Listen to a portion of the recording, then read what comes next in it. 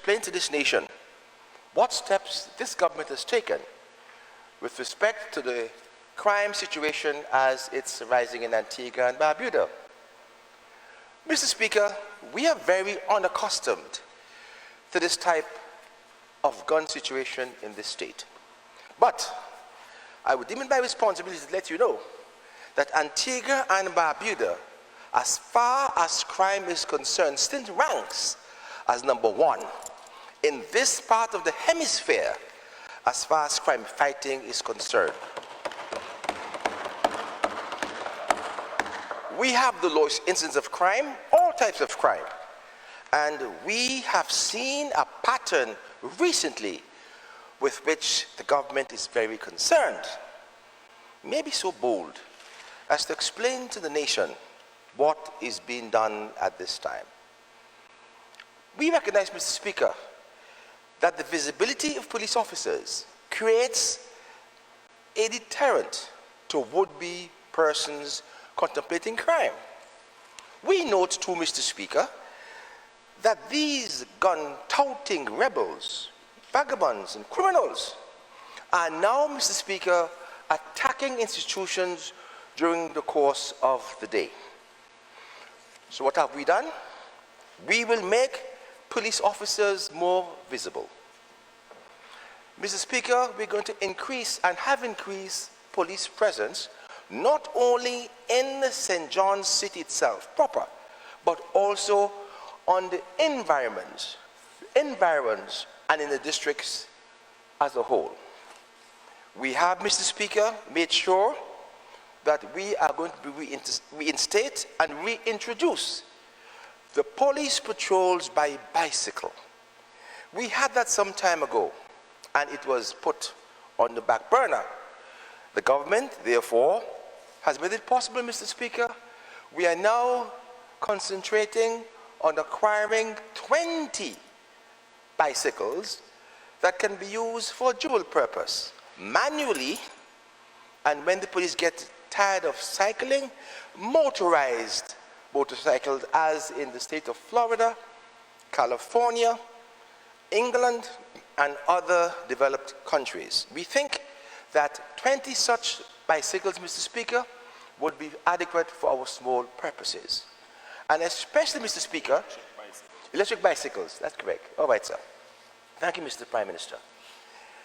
In addition to that, Mr. Speaker, because our tourism product seems very attractive, and that the ships will start coming to Antigua again shortly, we will be having a heritage key.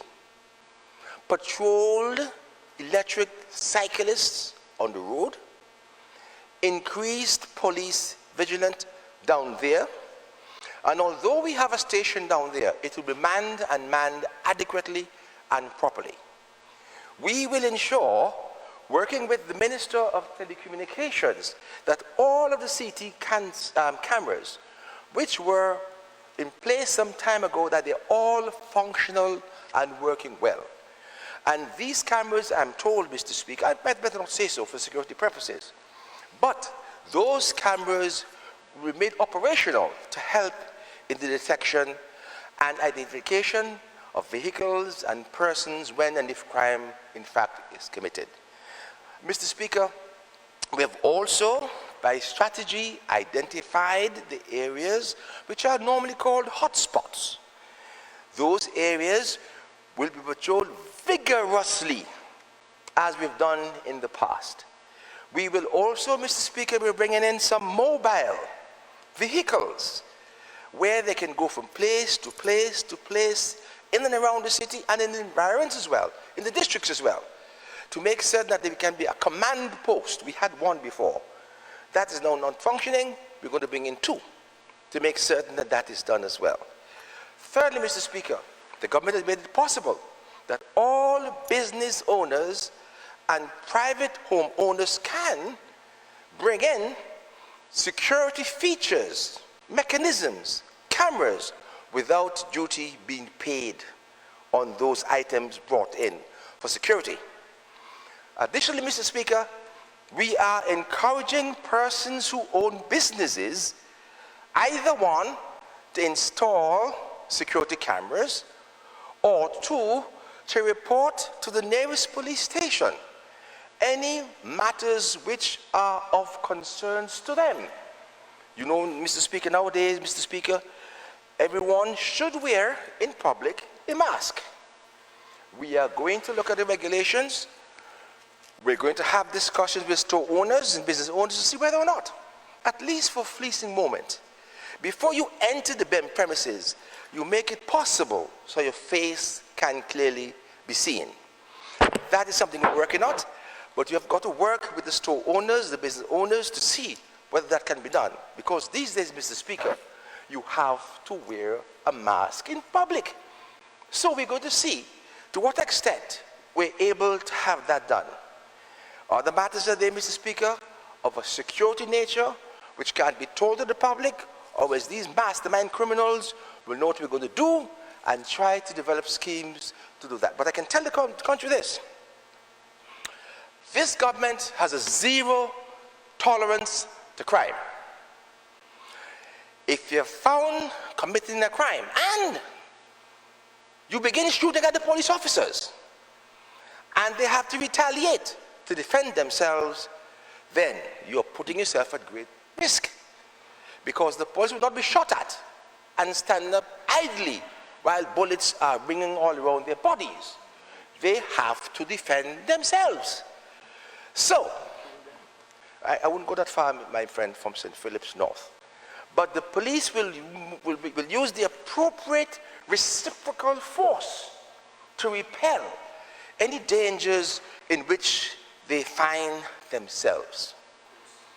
I'm asking, therefore, for all persons in the state to report to the nearest police station any suspicious activity.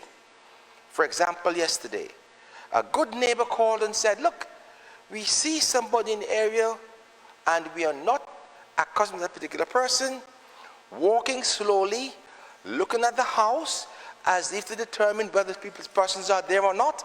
The police came on the scene and the person ran. That's the type of thing we want, Mr. Speaker. Neighborhood watches, we're asking you to start doing that and to continue. We're going to make public numbers in the different districts that you can call by using 3 digits, where you can get to the police almost immediately. So let us all together work. Let us all together decide that we will do what is possible and what is right to protect Antiguans, Barbudans, residents, and visitors. And another thing, Mr. Speaker, in order to prevent crime on the beaches, we will be working very closely with the Ministry of Tourism to make certain that we have special constables on the beach to prevent people's property being stolen whilst they are on the beach. And may I tell you this, that those persons will not be dressed in clothing that can be identified. They'll appear to be beach users as well, but they will be special officers, undercover officers, working on the beaches to prevent crimes occurring in those areas as well. I have much more to say, but I cannot say so, because that would be making public what we have to do to correct and address the situation. Antigua is safe. Antigua will remain safe, and we shall do what is right to protect, Mr. Speaker, this country. Thank you, sir.